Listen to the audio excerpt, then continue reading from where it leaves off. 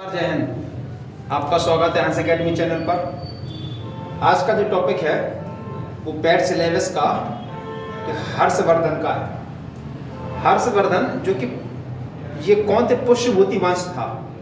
और पुष्यभूति वंश कहाँ से आया कि जो गुप्त शासन काल था, तो गुप्त का मतलब जो गुप्तों के शासक थे उनका जैसे ही पतन हुआ तो भारत में तमाम मध्य भारत में क्षेत्रीय राज्यों का उदय हुआ। उन्हीं क्षेत्रीय राज्यों में एक वंश था, कौन? पुष्यभूति वंश।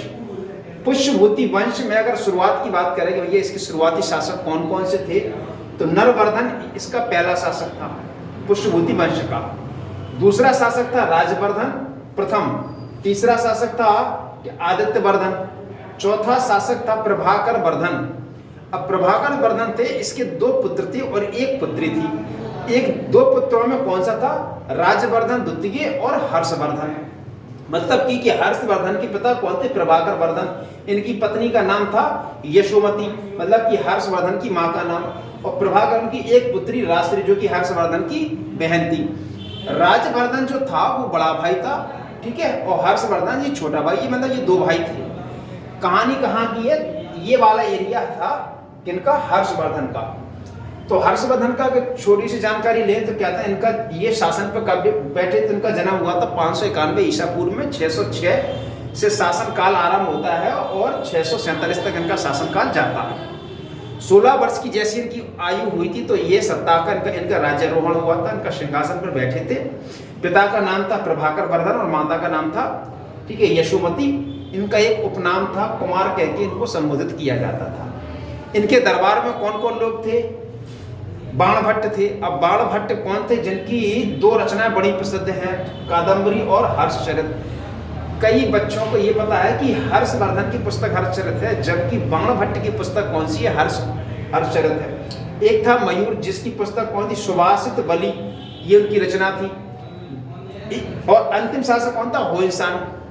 ये दो लोग भारतीय थे, जबकि ये कौन थे? ये चाइना के से। होयसांग की पुस्तक कौन थी? सीयू की मतलब कि ये इसकी रचना थी, बड़ी प्रसिद्ध रचना थी। इसमें ऐसे बताया गया कि भैया सीयू की क्या बता रहा था, मतलब होयसांग इस पुस्तक में कि भारत क्या है? ब्राह्मणों का देश है, ऐसा बताया जाता है पुस्तक में।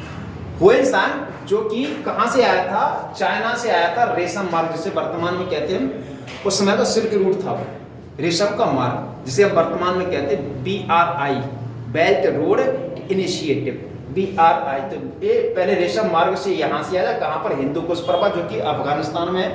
हिंदू कुश पर्वत से होयसांग इस मार्ग से अफगानिस्तान से भारत में प्रवेश करता है और कन्नौज के शासन काल में इसका दरबारी बना। यह जो हर्षवर्धन था शिव का उपासक था। ऐसा कहा जाता है कि शिव उपासक था।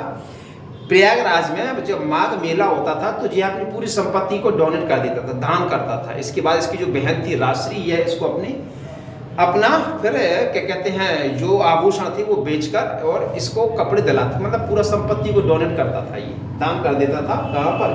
प्रयागराज में जो माघ मेला लगता था।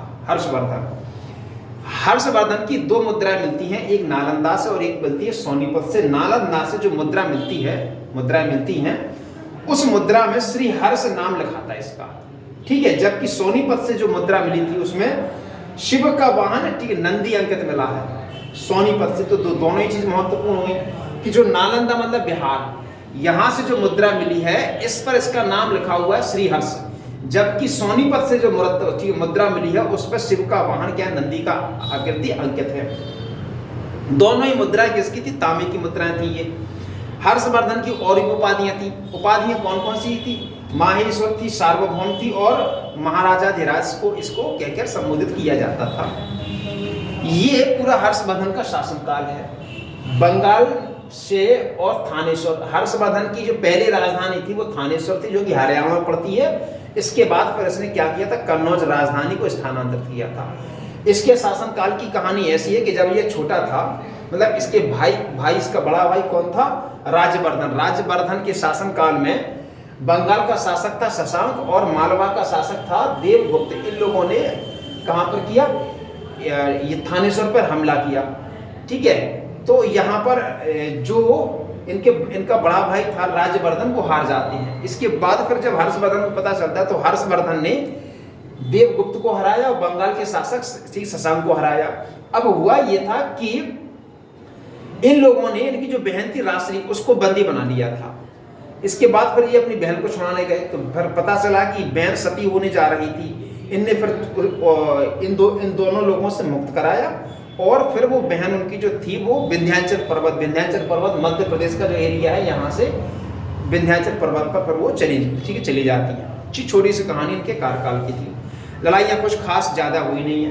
कहा जाता है कि 5वीं बौद्ध संगति हर्षवर्धन के शासनकाल में जो कि होयनसांग की उपस्थिति में दर्ज हुई थी, ऐसा एक कहा, ये भी एक मतलब स्रोत है, ये भी कहा जाता है। तो ये कुछ छोटी सी जानकारी हर्षवर्धन की थी। ये कहानी आपकी समाप्त हुई। ठीक है, कुछ होयनसांग के बारे में चर्चा कर ले। तो ये 630 में भारत आया था। ये 16 वर्षों में भारत रहा, जिसमें कि 6 वर्षों में ये कहा था नालंदा विश्वविद्यालय में ये बौद्ध धर्म की शिक्षा इसने ग्रहण की थी। कहा इसने भारत को ब्राह्मणों का देश कहा। ठीक है, हर्ष को फीसे या वैश्य जाति बताया। इसने क्या बताया? हर्षवर्धन को फीसे या वैश्य जाति का बताया।